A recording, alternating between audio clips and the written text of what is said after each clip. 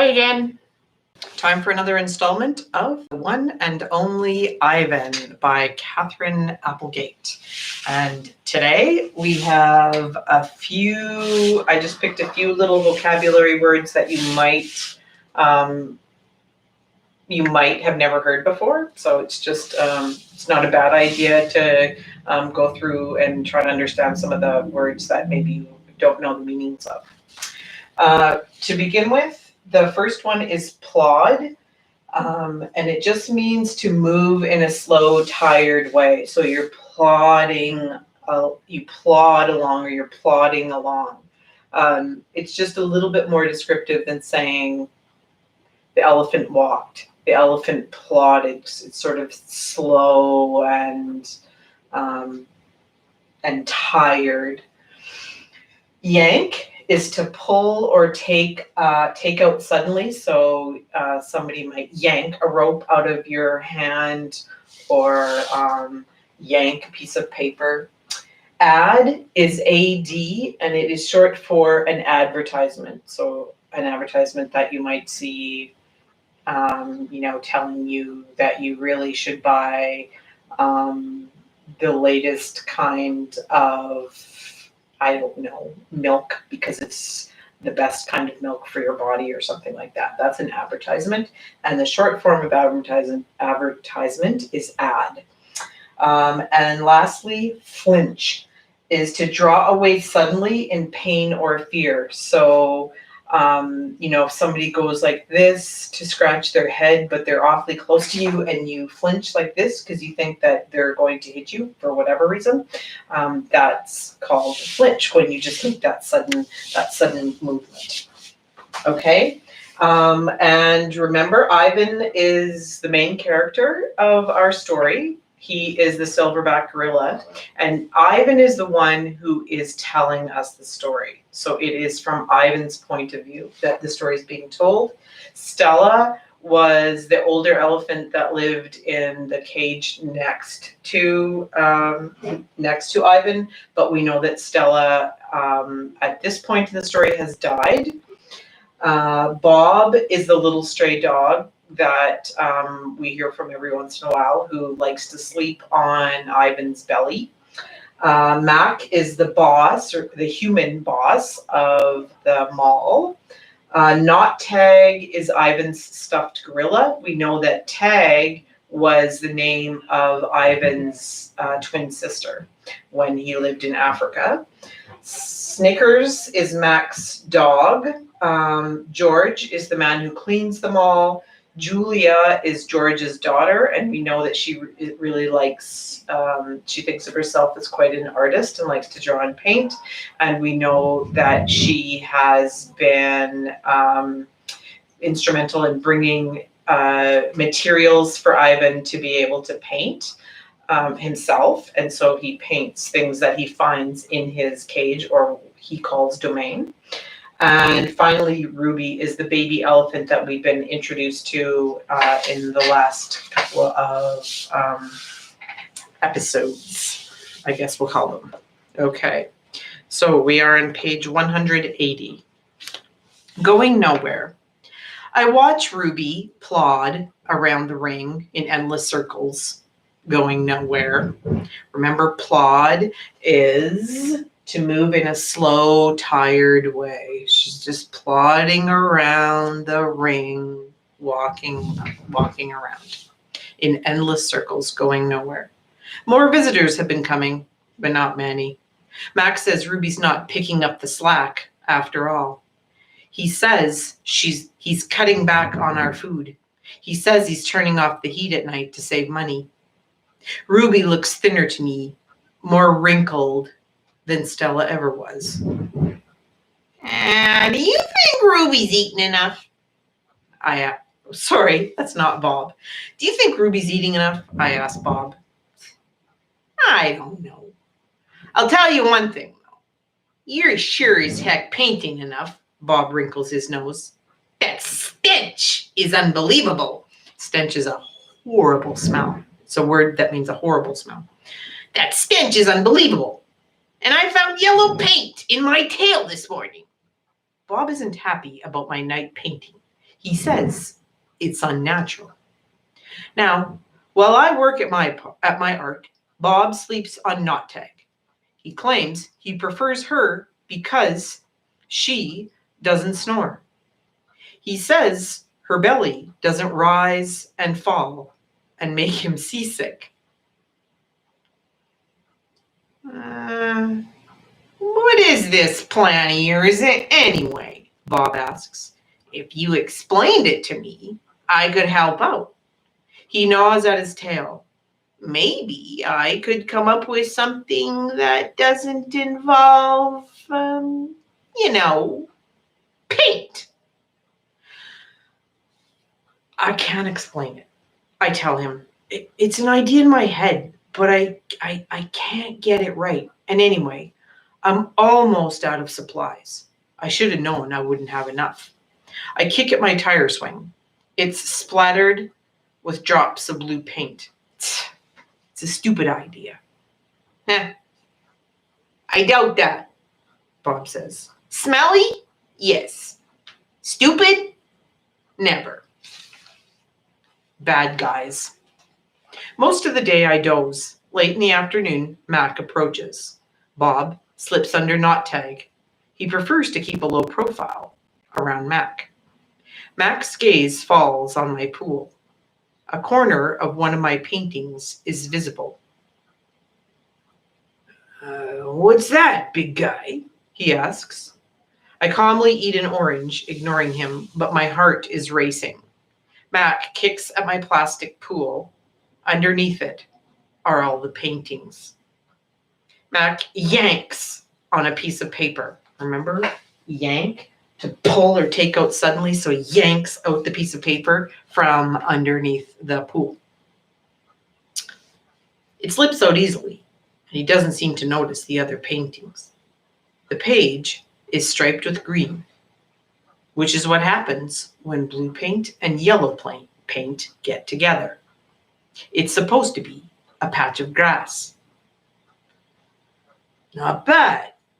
Where'd you get the paint anyway? George's kid? He considers. I'll bet I can get 30 for this picture, maybe even 40. Mac turns on my TV. It's a Western. There's a human with a big hat and a small gun. He has a shiny star pinned to his chest. That means he's the sheriff, and he will be getting rid of all the bad guys. If this sells quick, I'm getting you some more of that paint, buddy, Mac says. He walks away with my painting, Ruby's painting. For a moment, I imagine what it would feel like to be the sheriff. I wonder what all the paintings are for. He says it's to help Ruby, but I wonder what his plan is. Ad. Remember, ad is short for advertising.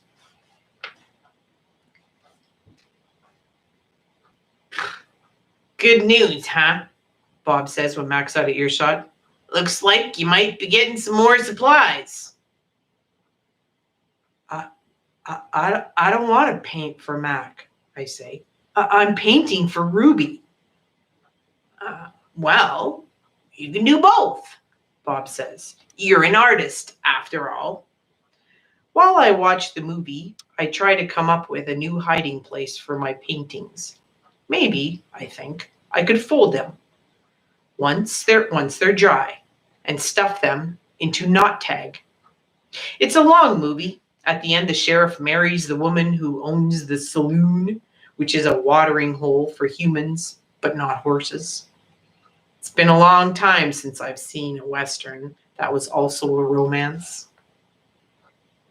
I liked that movie, I say to Bob. Yeah. Too many horses, not enough dogs, he comments. An ad comes on. I don't understand ads. They're not like Westerns where you know who the bad guy is supposed to be.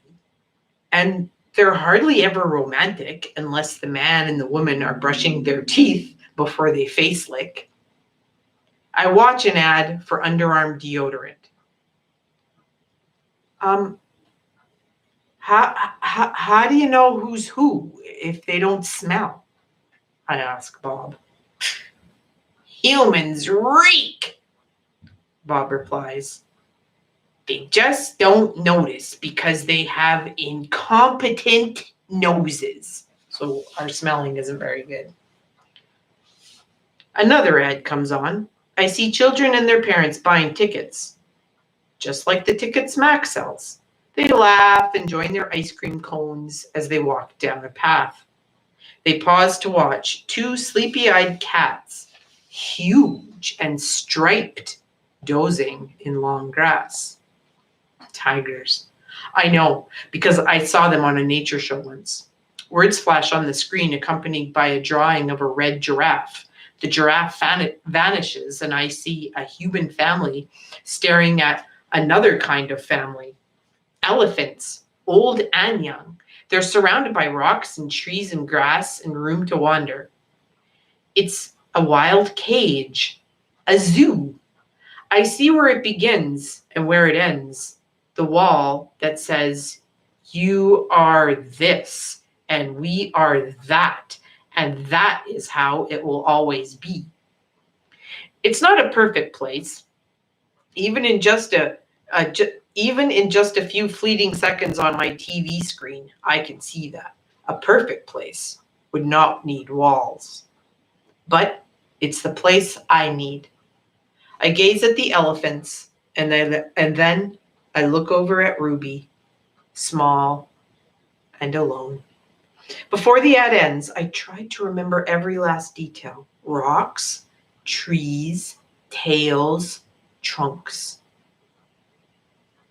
It's the picture I need to paint. Imagining. It's different now when I paint. I'm not painting what I see in front of me, a banana, an apple. I'm painting what I see in my head, things that don't exist, at least not yet. Knot tag. I pull out knot tag stuffing. Carefully, I fill her with my paintings, hiding them so Mac won't sell them. She's large, bigger than Bob, but I still have to crumple a few of them. Bob tries to settle on her for a nap. Huh, you've killed her, he complains. I had to, I say. I miss your stomach, Bob admits. It's so spacious. When Julia arrives, she notices that I've used up my paints and paper. Wow, Julia shakes her head. You are one serious artist, Ivan. One more thing. My finger painting has sold for $40 with the frame. Mac is happy. He brings me a huge pile of paper and big buckets of paint. Get to work, he says. I paint for Mac during the day and for Ruby at night. And I nap when I can. But my nighttime picture isn't quite right. It's big, that's for sure. When I place all the pieces on the floor of my cage side by side, the cement is almost completely covered. But something is still missing. Bob says I'm crazy.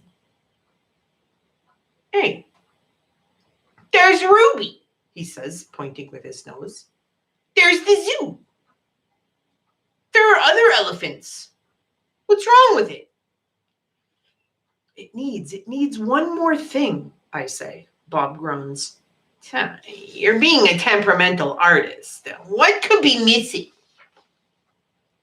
I stare at the huge expanse of colors and shapes.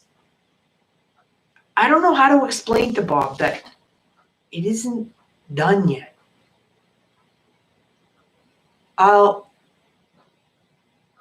just have to wait, I say at last. Something will come to me, and then I'll know my painting is finally ready.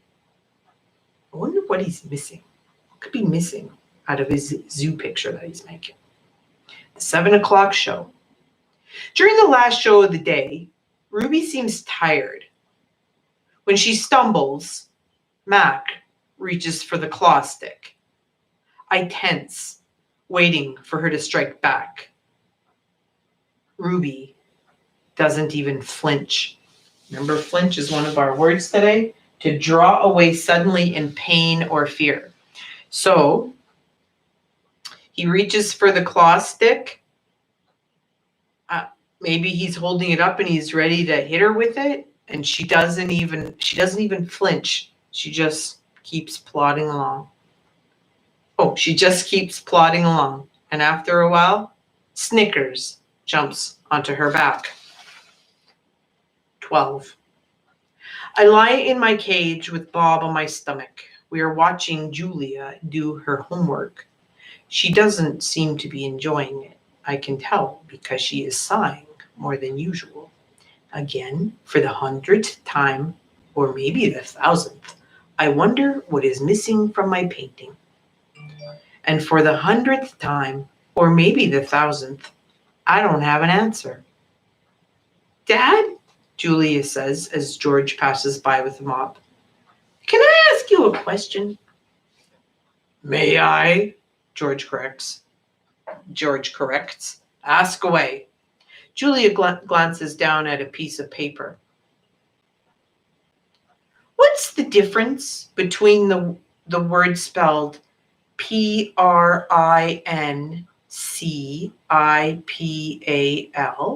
principal, and the one spelled Princeipple,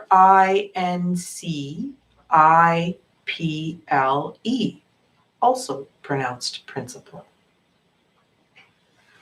Well, the first one is the head of a school, like Ms. Garcia. The second one is a belief that helps you know what's right or wrong. He smiles. For example, it's against my principles to do my daughter's homework for her. Julia groans. If I'm going to be an artist when I grow up, why do I need to know how to spell? With a laugh, George heads off. Poor Julia, I think. Gorillas get by just fine without learning how to spell.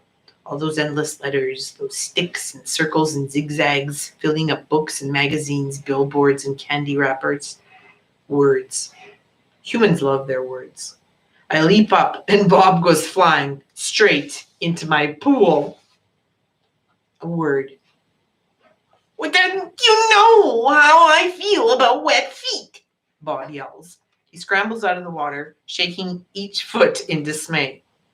I look out my window at the billboard.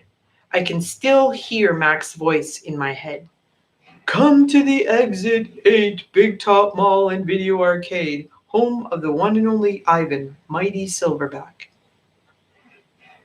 I count to 12, and then I count again, just to be sure.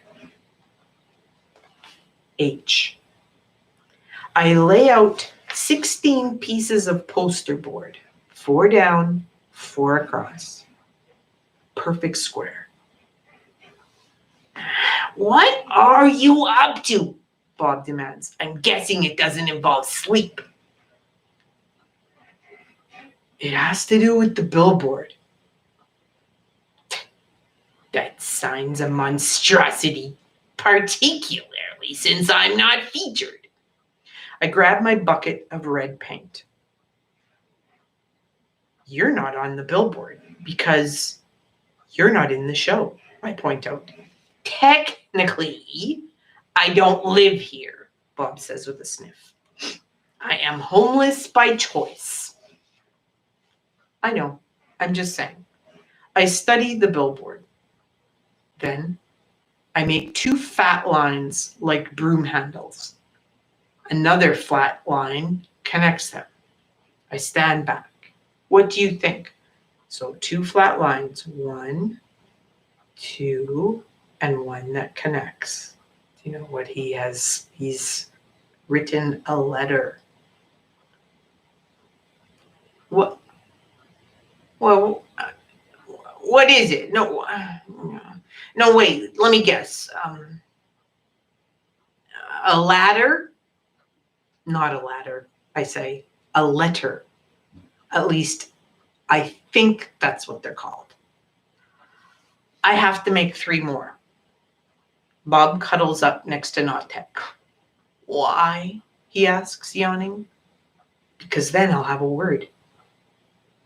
A very important word. I dip my fingers into the paint. Do you know what word it is? Starts with the letter H. What word? Bob asks. Home. Bob closes his eyes.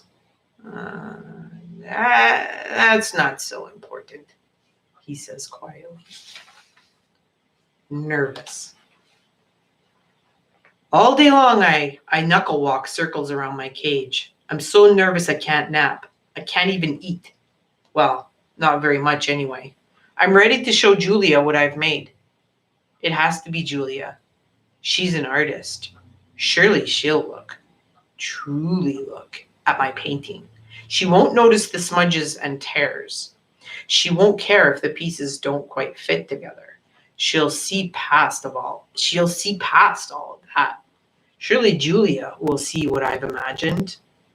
I watch Ruby trudge sullenly through the 4 o'clock show and I wonder, what will happen if I fail? What if I can't make Julia understand? But of course, I know the answer. Nothing. Nothing will happen. Ruby will remain the main attraction at the Exit 8 Big Top Mall and Video Arcade, conveniently located off I-95, with shows at 2, 4, 7, 365 days a year, year after year after year.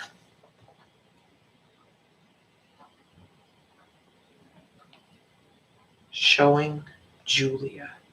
That's a pretty good place to stop at a cliffhanger like that. So now we know that Ivan's drawn all these pictures that put together show an elephant and some tigers and elephants. And now he has written the word home. So I wonder what he's hoping the message will be. All right, so we'll see you tomorrow. Okay, we're getting close to, we're just over half done the book. So we'll see if Ivan can make his promise to Stella come true, and that was to look after Ruby and get her out of the mall. So maybe we'll find out a little bit more tomorrow. Bye, everybody. Have a good night.